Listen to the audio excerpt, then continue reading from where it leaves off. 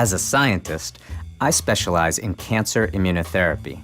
My work, and that of my colleagues, is to figure out ways to stimulate the immune system to kill cancer. To understand this concept, let's talk a little more about our immune system and how it works. Taking a look inside our body, all of us are born with an immune system that acts like the security checkpoint at the airport. Our immune system is like a high-tech, full-body scanner system that protects us from things that are harmful.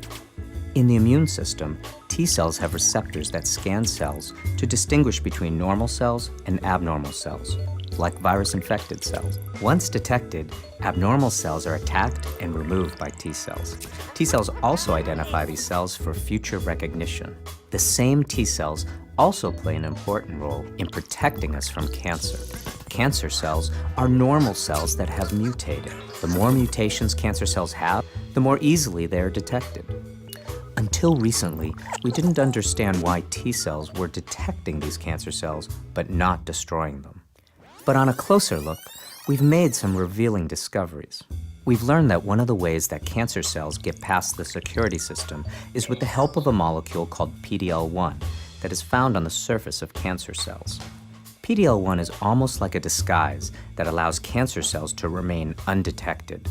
PD-L1 basically hacks the T-cell scanning system by jamming the signal to parts of the T-cell system called PD-1 and B7-1. Think of PD-1 as a sensor that's part of the T-cell scanning system, and B7-1 is like an alarm that issues an alert when something is wrong. When PD-L1 hacks the system, it prevents it from doing what it's supposed to do.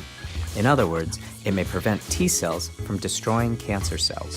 Scientists have been working on fixing this problem and have designed molecules to target the PD-L1-PD-1 pathway. You can think of cancer immunotherapy as kind of like a software update for your immune system. Early studies suggest that by targeting the PD-L1-PD-1 pathway, T cells may be able to detect and destroy cancer cells. Let me show you in more detail.